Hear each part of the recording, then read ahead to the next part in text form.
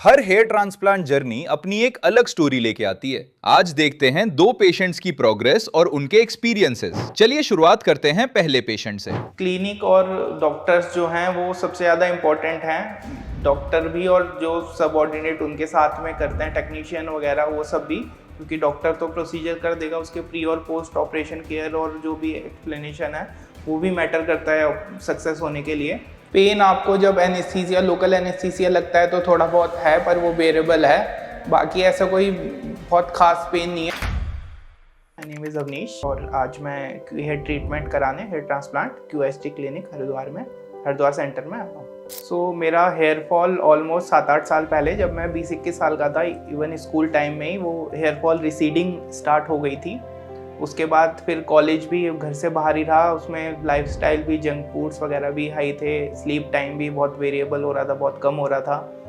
फिर उसके बाद मैं दिल्ली रहा 1-2 साल ड्यू टू वर्क। वहाँ पे भी पानी का थोड़ा हार्ड वाटर रहता है तो उससे और इंक्रीज़ हो गया। तो बेसिकली 3-4 साल लास्ट में काफ़ी हेयर लाइन रिसीडिंग हो चुकी थी। फिर फ़ोटोज़ भी थोड़ी अच्छी नहीं लगती थी, बिकॉज हेयर मतलब थोड़ा सा एज भी एक्स्ट्रा लग जाती है जितनी आपकी नॉर्मली है नहीं। तो बस यही रीज़न था कि मैंने डिसाइड किया कि मैं हेयर ट्रांसप्लांट कराऊँ। तो जैसे हेयर फॉल मेरा हो रहा था तो बहुत काफ़ी चैलेंजेस भी आए। एज वगैरह हायर लगती है जितनी आपकी है नहीं, अभी मैं 27 ईयर्स का हूँ। उसमें हेयर फॉल अगर होगा तो थोड़ी प्रॉब्लम आती है। फ़ोटोज़ वगैरह भी जब ग्रुप की फ़ोटो खींचती है तो ऐसा लगता है कि हम एज थोड़ी हाई है। बाकी थोड़ा कॉन्फिडेंस भी लो होता है अगर आपको लगता है कि थोड़ा लुक्स में इफ़ेक्ट आ रहा है। आपकी बाकी बॉडीज़ वगैरह तो आप मतलब बना सकते हो, आप वो आपके हाथ में है। हेयर फॉल एक ऐसी चीज़ है जो आप नहीं, आपके हाथ में कंट्रोल में है। ऑयल्स वगैरह यूज़ करके भी थोड़ी सी लिमिटेशंस हो जाती हैं, तो ये काफ़ी रीज़न है। तो मेरी लास्ट 5-6 साल की हेयर फॉल की जर्नी में मैंने काफ़ी ऑयल्स और अलग अलग ब्रांड्स के मल्टीपल ऑयल्स आते हैं, क्लेम करते हैं कि हेयर फॉल रोक देंगे, या वो सब यूज़ किए हैं। उसके अलावा असेंशियल ऑयल्स जो मार्केट में आते हैं वो भी काफ़ी यूज़ किए मैंने, लेकिन कोई सिग्निफिकेंट मतलब रुका नहीं उससे। थोड़ा डिले हो गया, थोड़ा टूटना लग गया, लेकिन एक लॉन्ग टर्म में कोई ऐसा खास फ़र्क पड़ा नहीं। तो मैंने काफ़ी यूज़ किया ऑलमोस्ट सारे ब्रांड्स के जो भी अवेलेबल हैं ऑयल्स, भले वो आयुर्वेदिक हों या फिर मेडिकल कंपनी की हों, सब ऑयल यूज़ किए हैं, तो उससे कुछ खास फ़र्क पड़ा नहीं मुझे। तो जब मैंने हेयर ट्रांसप्लांट का डिसीजन लिया तो फैमिली का तो मेरे 100% सपोर्ट था, उनका पूरा फुल ऑन सपोर्ट था कि आप करवा लो, जैसा भी होगा post operation, pre operation, they will support this. और वर्क प्लेस में भी एक्चुअली काफ़ी सपोर्ट था। फिर मैंने 10-15 डेज़ की लीव ईजीली ले ली, तो कोई ऐसा इशू नहीं था कि फ्रेंड्स एंड फैमिली की तरफ से कोई इशू नहीं था, फुल सपोर्ट था। QST में मेरे कोई जानने वाले भी थे, उन्होंने कुछ साल पहले, 4-5 साल पहले हेयर ट्रांसप्लांट करवाया हुआ है, तो उनका रिज़ल्ट अच्छा लगा, उन्होंने रिकमेंड किया कि QST जाओ। उसके अलावा मैंने यहीं पे लोकली भी 2-3 और सेंटर पे देखा कि मुझे लगा कि क्वालिटी थोड़ी यहाँ पे बेटर होगी, क्योंकि क्लीनलीनेस होती है, एक थोड़ा सा आपको और लग जाता है कि किस टाइप की प्रोसीजर्स हैं, किस टाइप की आप QC क्वालिटी मैनेजमेंट यूज़ कर रहे हैं क्लिनिक में। तो मुझे लगा कि काफ़ी डिटेल के अलावा इनकी वेबसाइट्स हैं, वहाँ पे भी काफ़ी डिटेल दी हुई है कि कैसे कैसे प्रोसीजर होता है, क्या क्या हमारी टेक्नोलॉजी है। तो उससे मुझे लगा कि ये थोड़ा रिलेटिवली बेटर है। तो मैंने QST में सबसे पहले व्हाट्सएप के थ्रू कंसल्ट किया, इवन रात को 10-10:30 बजे मैंने मैसेज किया, उसके बाद भी मुझे उसी टाइम रिस्पॉन्स मिल गया।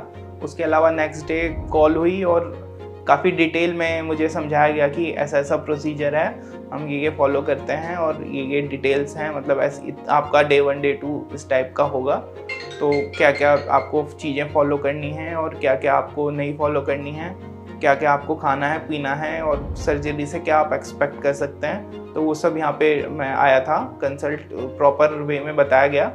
तो बेसिकली जब मैंने डिसाइड कर लिया कि मेरा हेयर ट्रांसप्लांट करना है, तो मैंने नेट पे सर्च किया कि कौन कौन से टाइप की टेक्नोलॉजी होती है। जैसे FUE हेयर ट्रांसप्लांट यूज़ करते हैं मोस्टली, तो जो बेस्ट मेथड होता है, मुझे यहाँ पे आने के बाद भी वो सेम चीज़ें पता लगी कि QST भी सेम चीज़ें फॉलो कर रहा है जो बेस्ट अवेलेबल हैं आज की डेट में इंडिया में या बाहर भी।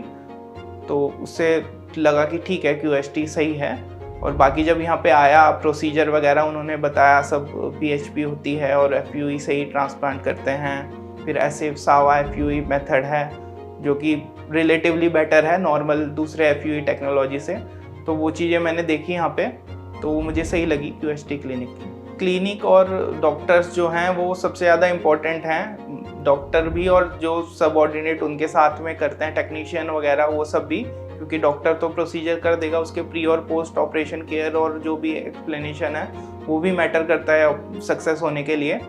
तो ये सब इम्पोर्टेंट हैं मुझे लगता है जो QST आई थिंक प्रोवाइड करा रहा है। QST से मेरी एक्सपेक्टेशन है कि जो हेयर ट्रांसप्लांट है वो सक्सेसफुल हो और सही लगे, जो हेयर लाइन है वो एक आर्टिफिशियल की जगह मोर नेचुरल वे की तरफ लगे, और जो पोस्ट ऑपरेशन अगर मुझे कुछ प्रॉब्लम आई तो वो क्वेरी रिजॉल्व करें ASAP, और ऑलमोस्ट 9-10 एक साल के अंदर थोड़ा सा हेयर ग्रोथ और डेंसिटी इंक्रीज हो जाए नॉर्मली जो नेचुरल हमारी जैसी होती है उस टाइप की। तो ये मेरी एक्सपेक्टेशन है QST। तो जैसा आप देख पा रहे हैं मेरे यहाँ से काफ़ी इंक्रीज है बॉल्डनेस, और सर क्राउन एरिया में भी काफ़ी बॉल्डनेस आ गई है, मतलब हेयर लॉस हो रखा है।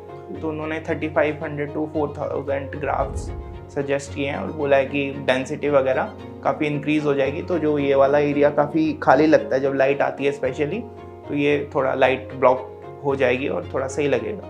तो अब तक मैंने सारी जो QST के साथ प्रोसीजर हुआ है और फिलहाल अभी करने से एक दिन पहले तक का मैंने आपको पूरी जर्नी शेयर की है, और जब हेयर प्रोसीजर ट्रांसप्लांट पूरा हो जाएगा तब भी मैं शेयर करूँगा आफ्टर मे बी 6 मंथ और 1 ईयर।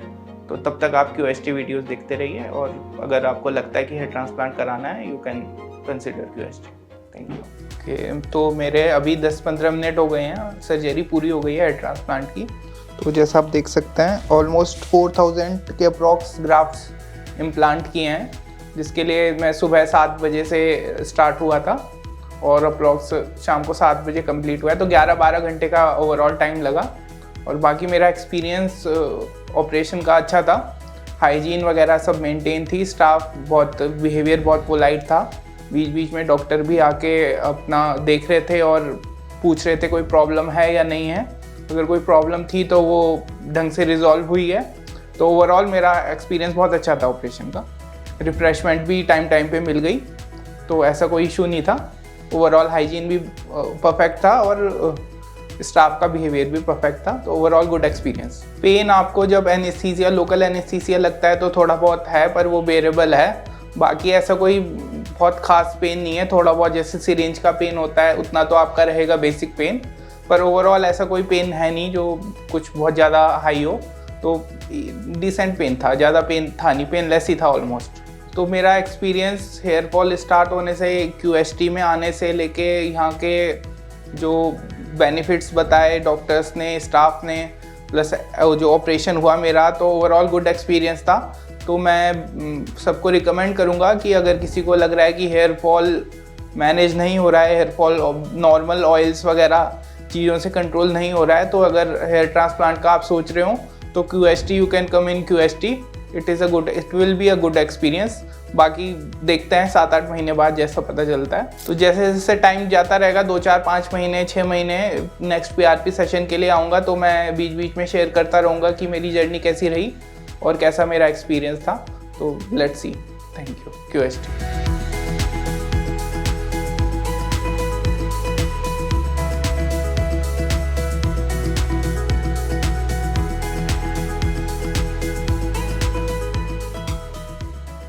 अब बढ़ते हैं अगले पेशेंट की तरफ और देखते हैं उनकी हेयर ट्रांसप्लांट जर्नी किस तरह आगे बढ़ी।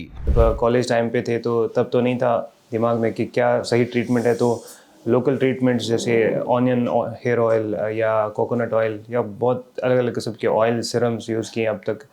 आई थिंक अलग अलग डर्माटोलॉजिस्ट से भी बात की तो उन्होंने बोला कि आप इसके लिए PRP ले सकते हैं या GFC ले सकते हैं, तो वो भी ट्राई किया।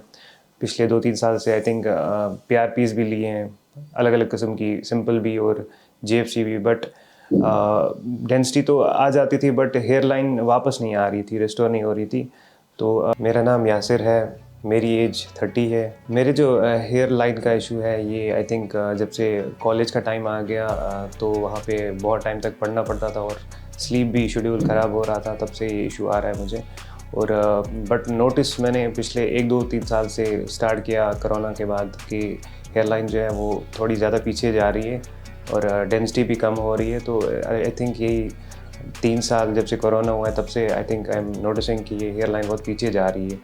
अब जो ये हेयर लाइन की प्रॉब्लम है ये ऑलरेडी मेरे मैटरनल साइड से भी है, मेरे मामा जो हैं उनको भी प्रॉब्लम है बार्डनेस की थोड़ी सी, और आई थिंक मेरे हैबिट्स और स्लीप इश्यूज़, एंजाइटी इश्यूज़, बहुत सारी चीज़ों की वजह से आई थिंक ये जो है हेयर लाइन थोड़ी सी पीछे चली गई है। और अब आई थिंक QHT हरिद्वार में आया क्योंकि मैं सोच रहा था कि अगर सही टाइम पे इसको करेक्ट किया जाएगा तो उतना ज़्यादा फिर ये आगे नहीं जाएगा। आप देख सकते हैं कि जो मेरी हेयर लाइन है टेम्पल साइड से भी पीछे चली गई है, दोनों साइड से। आई थिंक आप देख पाएंगे कैमरा में कि ये पीछे चली जा चुकी है। कंसल्टेशन के टाइम जो मैम थी उन्होंने जो बताया कि आपको लगभग 2000 ग्राफ्ट्स तक लग जाएंगे और आपका उतना ज़्यादा प्रॉब्लम नहीं है, बट हेयर लाइन को रिस्टोर करने में आई थिंक 2000 ग्राफ्ट्स अप्रॉक्सीमेटली लग जाएंगे। तो ये हेयर रिसेशन, जो हेयर लाइन का रिसेशन हुआ, इसके लिए मैंने बहुत टाइम से मैं सोच रहा था कि इसको ठीक करने के अलग अलग तरीके मैंने यूज़ किए थे अभी तक। Hair oils, different onion oil, जब कॉलेज टाइम पे थे तो तब तो नहीं था दिमाग में कि क्या सही ट्रीटमेंट है, तो लोकल ट्रीटमेंट्स जैसे ऑनियन हेयर ऑयल या कोकोनट ऑयल या बहुत अलग अलग किस्म के ऑयल सिरम्स यूज़ किए अब तक। आई थिंक अलग अलग डर्माटोलॉजिस्ट से भी बात की तो उन्होंने बोला कि आप इसके लिए PRP ले सकते हैं या GFC ले सकते हैं, तो वो भी ट्राई किया। पिछले 2-3 साल से आई थिंक PRPs भी लिए हैं, अलग अलग किस्म की, सिंपल भी और GFC भी, बट डेंसिटी तो आ जाती थी बट हेयर लाइन वापस नहीं आ रही थी, रिस्टोर नहीं हो रही थी। तो वो एक दिक्कत आ रही थी कि मुझे लग रहा था कि डेंसिटी बढ़ रही है बट जो बाल चले गए हैं वो वापस नहीं आ रहे थे। तो डर्माटोलॉजिस्ट ने भी जो है बोला कि आप PRP ले ले तो हो जाएगा शायद ठीक, बट और ऐसा नहीं है। न्यूट्रिशनल भी बहुत कंटिन्यूसली जो है न्यूट्रिशन भी अच्छा रखा, जिम भी गए और सप्लीमेंट्स भी लिए जो अलग अलग बायोटिन के आते हैं, डिफरेंट ब्रांड्स प्रमोट करते हैं, बट मुझे नहीं लगा कि कोई ज़्यादा उतना फ़र्क आ रहा है और हेयर लाइन वो वापस नहीं आ रही थी। तो बहुत सारे मेथड्स को ट्राई करने के बाद, चाहे वो मेडिकेशंस हो, लोकल चीज़ें हो और भी डर्माटोलॉजिस्ट से भी बात करके फाइनली अब हेयर ट्रांसप्लांट का जो ऑप्शन है ये मैंने इसलिए चूज़ किया because I was tired of all the different things जो मैं ट्राई कर रहा था। इनके साथ बहुत टाइम भी वेस्ट हो रहा है, बहुत सारा मनी भी वेस्ट हो रहा था। सो आई थॉट कि क्यों ना एक परमानेंट सोल्यूशन इसका ढूंढा जाए, क्योंकि जिस एज में हम इस टाइम हैं या मैं हूँ तो इसमें लुक्स बहुत मैटर करती है, कॉन्फिडेंस जो है वो भी बहुत ज़रूरी है, क्योंकि डेली लोगों से मिलना जुलना है, स्टूडेंट से मिलना है, ठीक है, और अपने दोस्तों यारों के साथ भी जाना होता है इस एज में। तो आई थॉट कि बेटर है कि एक परमानेंट सोल्यूशन जो है वो इसके लिए ढूंढा जाए, क्योंकि जो ये चीज़ें बाकी थी, मेडिकेशंस हो या PRPs या बाकी चीज़ें भी, या हेयर स्टाइल को एक ही रखना, जैसे मैं रख रहा हूँ आजकल, एक ही हेयर स्टाइल मेंटेन कर रहा हूँ बहुत टाइम से ताकि ये चीज़ें छुप जाएं, बट आई थॉट कि बेटर रहेगा कि अगर कुछ ऐसा ऑल्टरनेटिव ढूंढा जाए जो इसका वन टाइम सोल्यूशन होगा। So I came to QHT for hair transplant because I thought this is the final and last solution to this. तो जो ये हेयर ट्रांसप्लांट का जो डिसीजन था, इसके लिए मुझे पहले फैमिली मेम्बर से भी पहले बोलना था कि मैं ऐसा ये स्टेप लेने वाला हूँ। तो इनिशियली वो हेजिडेंट थे, बोल रहे थे कि आपको उतनी ज़रूरत नहीं है क्योंकि आपका उतना प्रॉब्लम नहीं है एयरलाइन का, तो आप फजूल में जो है ज़्यादा अपने आप पर ज़्यादा फोकस ले रहे हैं, वरना उतना ज़रूरत नहीं है। बट फिर मैंने किसी तरीके से उनको मोटिवेट किया by showing the testimonials of QHT clinic के अलग अलग वीडियोस दिखाए और पेशेंट्स के बिफोर आफ्टर दिखा दिए, और उनको बता दिया कि ये बहुत ही सिंपल प्रोसीजर होता है, उतना कोई टफ प्रोसीजर नहीं होता है कि आप जो है इतना डरें। तो फिर वो मोटिवेट हो गए और आई थिंक ज़्यादातर जब मैंने उनको रिजल्ट्स दिखा दिए अलग अलग पेशेंट्स की QHT के, तो और बहुत सारे सेलिब्रिटी, सोशल मीडिया इन्फ्लुएंसर्स भी इधर आते हैं हेयर ट्रांसप्लांट के लिए, तो उनकी वजह से उनका जो कॉन्फिडेंस है वो रिस्टोर हो गया और they allowed me for going for this transplant. अब QHT क्लिनिक के बारे में मुझे सबसे पहले पता चली इंस्टाग्राम से, बिकॉज मैं स्क्रॉल करता रहता था और क्यूरियोसिटी रहती थी हेयर ट्रांसप्लांट के रिलेटेड, बिकॉज आई थॉट कभी ना कभी तो करना ही पड़ेगा, क्योंकि जो इश्यूज़ आ रहे थे वो सॉल्व तो नहीं हो रहे थे, चाहे वो अलग अलग सिरम्स हो या ऑयल्स हो। तो फिर इस तरह तो मैंने सोशल मीडिया इंस्टाग्राम पे ही सबसे पहले QHT क्लिनिक को देखा, फिर से इसको अच्छे से रिसर्च की, यूट्यूब पे इसकी टेस्टिमोनियल्स, वीडियोज़, अलग अलग चीज़ें देख ली। तो उसके बाद जो है फिर मैंने और भी बाकी क्लिनिक से भी बात की हेयर ट्रांसप्लांट के रिगार्डिंग, बट मेरा जो कॉन्फिडेंस है वो QHT क्लिनिक पे ही आया, बिकॉज यहाँ पे मैंने बहुत सारे सेलिब्रिटीज़ को देखा कि उन्होंने अपना हेयर ट्रांसप्लांट कराया है। मेरी तरह ही कुछ ने सिर्फ हेयर लाइन करेक्शन भी कराई है। तो उस वजह से मुझे कॉन्फिडेंस जो है वो QHD क्लिनिक पे ही आया।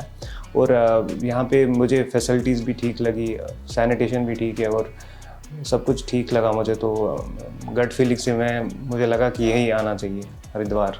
तो डिफरेंट रिजल्ट्स जो मैंने आज तक देखे हैं QHD क्लिनिक के, तो उसके थ्रू मुझे लग रहा है कि I have very full confidence on QHD clinic की। जो रिजल्ट्स डिफरेंट लोगों के मैंने देखे हैं, तो आई थिंक मेरा भी जो है आई होप कि बहुत अच्छा रिजल्ट आएगा QHD क्लिनिक का, क्योंकि जब बाकियों का आया है तो ऑब्वियसली मेरा भी अच्छा ही आ जाएगा।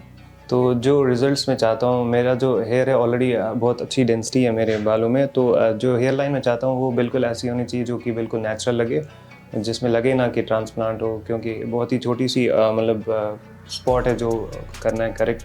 तो आई होप कि जो बहुत हाई एक्सपेक्टेशंस है कि रिज़ल्ट जो हैं वो नेचुरल होंगे, जो बिल्कुल पता नहीं लगेंगे किसी। राइट नाउ मैं एक्साइटेड भी हूँ और थोड़ा सा नर्वस हूँ। उतना नर्वस नहीं हूँ जितना एक्साइटेड हूँ, क्योंकि पता है कि जो इतने साल तक बहुत सारा चीज़ ट्राई किया तो उससे कोई रिज़ल्ट तो नहीं आया, बट होपफुल है कि इसके बाद सर्जरी के बाद बहुत ही अच्छे रिज़ल्ट्स आएंगे।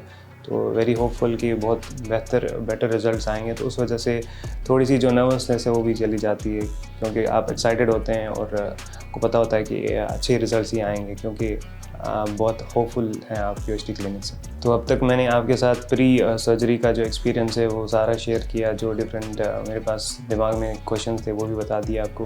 अब सर्जरी के बाद का जो सारा सीन रहेगा वो मैं आपको वीडियो के आखिर में बताऊंगा नेक्स्ट टाइम। तो तब तक आप QHD क्लिनिक को सब्सक्राइब करें, और इन्फॉर्मेशन ज़्यादा चाहिए हो तो आप उसके YouTube टेस्टिमोनियल्स को भी चेक करें। हेलो फ्रेंड्स, मेरी जो सर्जरी है वो कंप्लीट हो चुकी है।